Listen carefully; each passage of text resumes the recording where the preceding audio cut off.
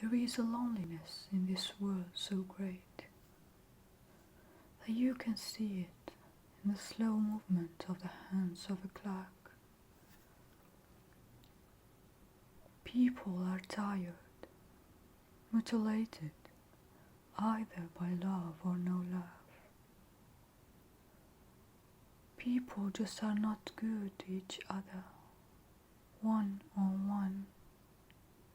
The rich are not good to the rich, and the poor are not good to the poor. We are afraid. Our educational system tells us that we can all be big-ass winners.